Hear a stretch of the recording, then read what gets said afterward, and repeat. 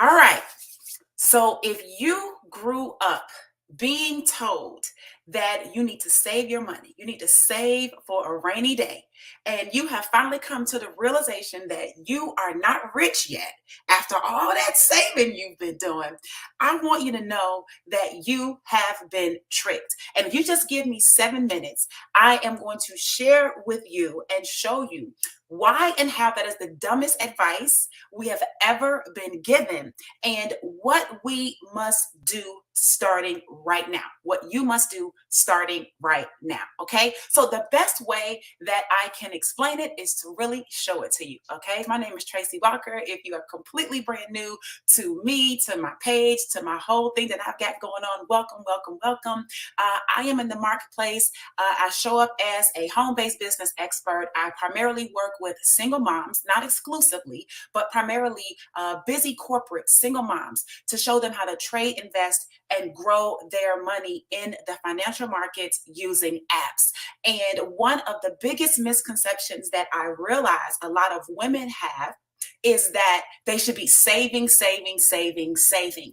And I cannot do anything better than show you why saving is the worst thing that you literally could be doing at this time. Okay. So let me go ahead and listen, guys. I'm literally going to set a timer here because I want to keep this thing at the 7 minutes. Okay. We're going to start this thing now. So let's go. Let's go. Let me bring this up on the screen here.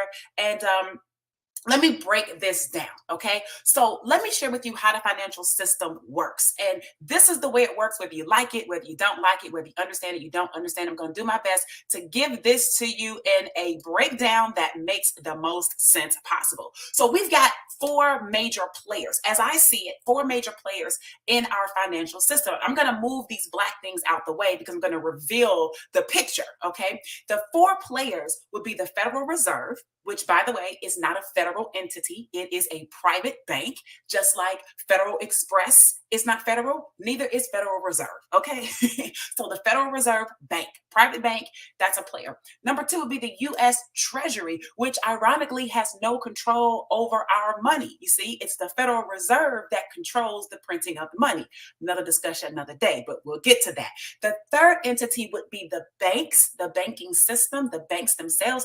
And the fourth entity would be you, okay? You and me. So these are the players in the game. So let's go ahead and let me show you how this whole thing breaks down, all right? So let me, as soon as I can get this out the way. Okay.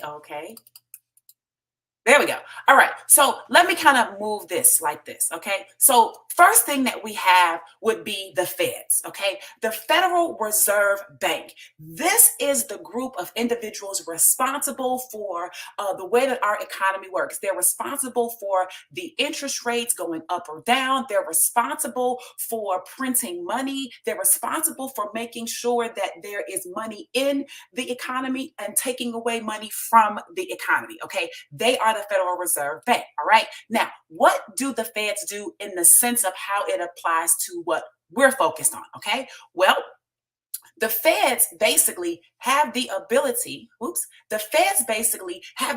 to print the money. Okay. So whenever there is a need for money and they feel like that they want to push more money into the marketplace, what do? They call the US Treasury and say, print more money. Okay, the government does not own our own printing press. Our US government does not own our ability to print.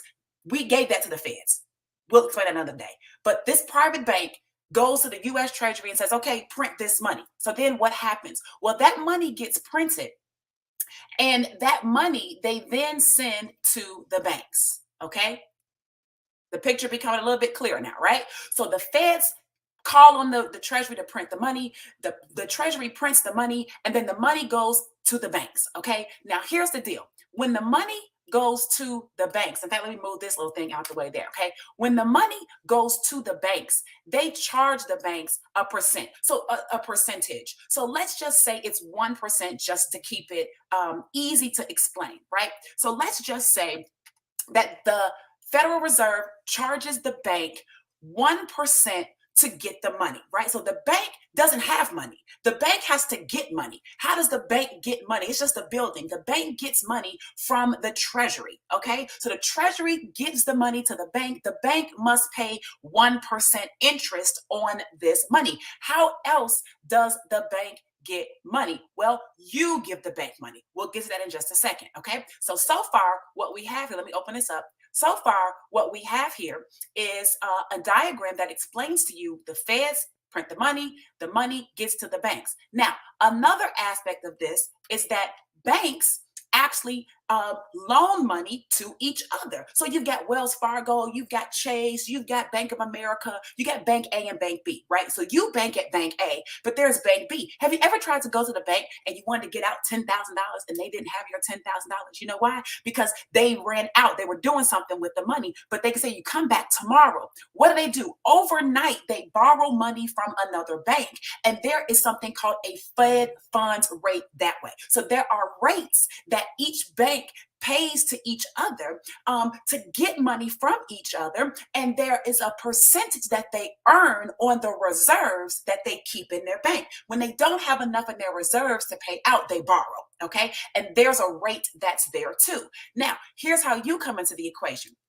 For you, you come in, and now let me explain all of this and how it's tying all together, right? So now you come in. What do? Well, you got a job, and at your job, you actually give your job time, and your job gives you money. When you get your money, what do? You just give your money to the bank. Now, remember, the feds give the bank money too, but the feds charge the bank money. When you give your money to the bank via direct deposit, via, oh, let me just get my check cash and all this type of stuff, how much do you charge the bank? You charge the bank 0%, don't you? You charge the bank 0%. So you're giving the bank your money for free, but the feds print the money and they charge the bank 1%. Problem number one.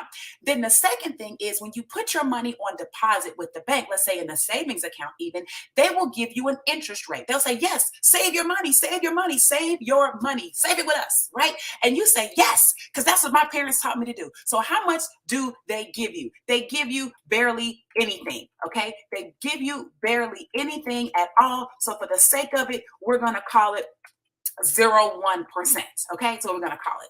Okay, some banks might give you one, some banks might give you something like that or whatever, but generally speaking, you earn nothing. Okay, you earn virtually nothing on that money. So you're getting your hard-earned money, you're putting it inside of this bank. This bank is turning around, they're giving you nothing on it, and then you turn around and decide, you know what? But I want me a house. It's time for me to have a car. Oh, but I don't have enough money. So you need to now go and borrow the money from the bank. But guess what? Generally, the bank that you get all your money in, they don't approve you for your loan because your credit not good enough for them. So you have to go to another bank. Okay, maybe a bank that is also in the borrowing structure of the bank that you have, maybe not. But now you're borrowing money actually for your house and your car from a different institution that you're giving your money to for free. They won't even give you a loan on the money that you got in their institution. Another discussion. So you go to the credit union, you go to wherever. And now what happens is you borrow the money from Bank B to get your house and to get your car. Now, here's what I want you to understand. Here's what I want you to understand, okay? The car and the house is going to be, they're going to charge you an interest rate. They're going to charge you on the money that you need to borrow. So put it like this. The feds are charging the banks 1%. Then the banks are going to turn around and charge you. What are the banks going to charge you? And for the sake of this example, let's just say the banks turn around. Oops, hold on. Let's just say the banks charge you. If I can type here, let's say the banks charge you 3% for the sake of it, okay? These aren't real numbers, but I'm just going to paint the illustration. So the banks charge you 3%. So now you're giving this bank 3%, okay? The banks are earning 1%. And guess what the banks are earning on the difference, right? Earning on the difference. So that means that the bank is basically earning 2% on what?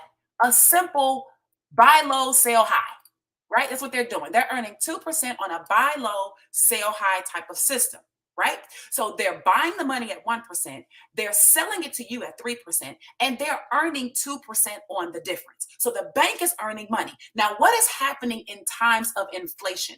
In times of inflation, that means that the press, that the feds have printed more money and they have pushed more money into the marketplace. When they push more money into the marketplace, that's trying to encourage spending. That's trying to encourage spending. They want you to then go and borrow more money, buy more things, spend more money on things, right? And that is what is happening. And there's so much money that's out there. They want you to spend it, spend it, spend it, spend it. But what happens? What happens when they push the money out there, the value of the money drops down. The value drops. So you need more of it to do what? Pay your loan. You need more of it to pay your house, to pay your to pay your car, but you're not getting more of it from your job. So you're getting the same amount of money, but you're paying more of it because the value of what you have is lower. And so this puts over time stress and strain on you. This is where we are right now. As we said, this is 2022, right? This is where we are. We have so much money in the marketplace that inflation is high. The cost of living is so high. People are struggling with gas, struggling with food, struggling with simple things, right? And it's harder for them to pay the bills. So what did the feds do? The feds actually went in and they raised the interest rate. They raised it. Now, these aren't the real numbers, but let's just say they raised the interest rate up to 2%, right? So now the interest rate is 2%. So the banks say, no problem. We don't have a problem with that. So what do the banks do? Well, when you go to get a loan or you have a variable interest rate, interest rate, what do? Well, they change the rate to now 4%. So what happens? You're paying more, even though you're making the same amount. They're still earning their 2%. They're winning in this whole game, okay? You're losing because you're paying more. The feds are just charging more. And what happens now? It starts to slow buying down. It starts to slow buying down. The economy starts to screeching halt, right? And the goal is to do what? Help the value of the money go back up, right? But what ends up really happening to you? Well, the money that they're giving you on your savings account, which was virtually nothing to begin with, well, they try to give you a little bit more, but you're paying out way more. So you're still at a deficit. You are living in a deficit. You are in the red. These people are okay. These people are okay. These people are okay. It's you that's not okay. So this is the way that our financial system works. This is why you're always in a bind. This is why no matter how much money you make, because your house still has a mortgage, because your car still has a note, because you have loans on everything, you get high credit card debt, these interest rates keep going up on you when the feds actually increase the interest rates. But the banks don't lose out because the more they get charged, the more they charge you. So what should you be doing instead? Well, here's exactly what you should be doing instead. Instead of you, when you get your money from your job, instead of you giving your money to the bank, for zero interest, what you should be doing is finding out and learning how to put your money with a brokerage account where they don't even charge any fees for that.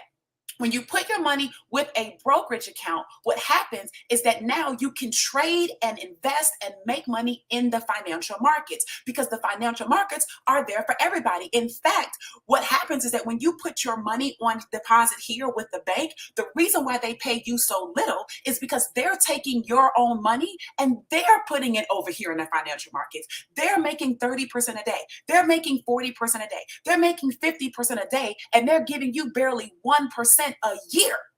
A year. They're giving you pennies and crumbs, and they are robbing you left and right. They're robbing you blind, and you don't even know why. You can't seem to figure it out.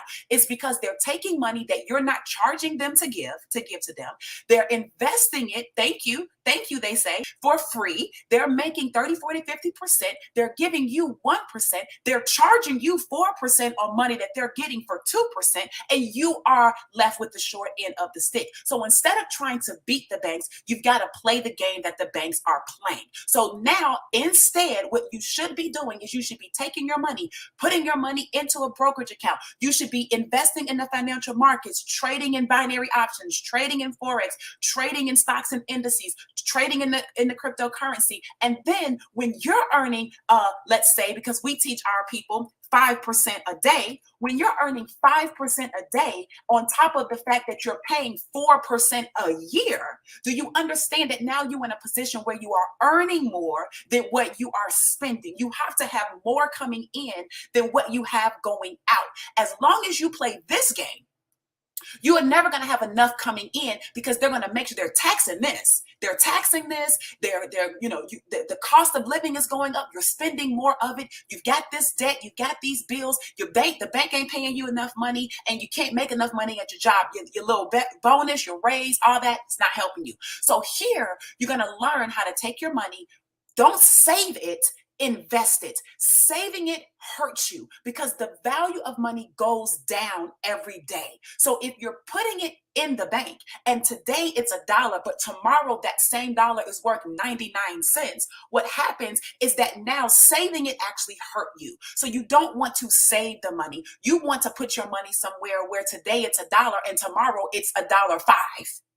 It needs to be $1.05, not 99. Okay, $1.05, and then the next day it's $1.10, and then the next day it's $1.20. You have to grow the money to keep up with the fact that there's so much of it in the marketplace that the value is going down. So you got to accumulate more cash. I am telling you, the best that you can do right now is you want to accumulate cash in a recession, which is what we are in, 2 consecutive quarters of contraction of our GDP. You want to make sure you are acquiring cash because the value is going down so fast that you need to have more of it. You cannot save your way into wealth. You cannot save your way into riches. It is time, ladies and gentlemen, that you begin to invest your money and you learn to do it the smart way, the simple way. And hey, I tell you what's even better is that we are showing people how to trade, invest, and grow their money in the financial markets in 3 to 5 minutes a day with just copying and pasting. And so if that brings any joy to you to know that something like that exists, that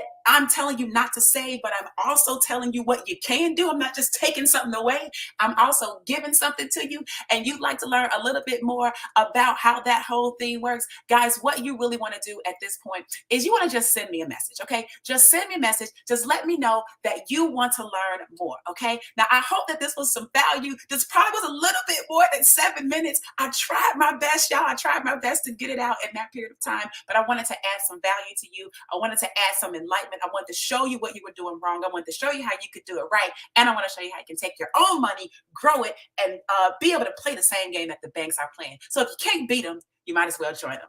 Inbox me, guys, and I look forward to seeing you next time. Bye.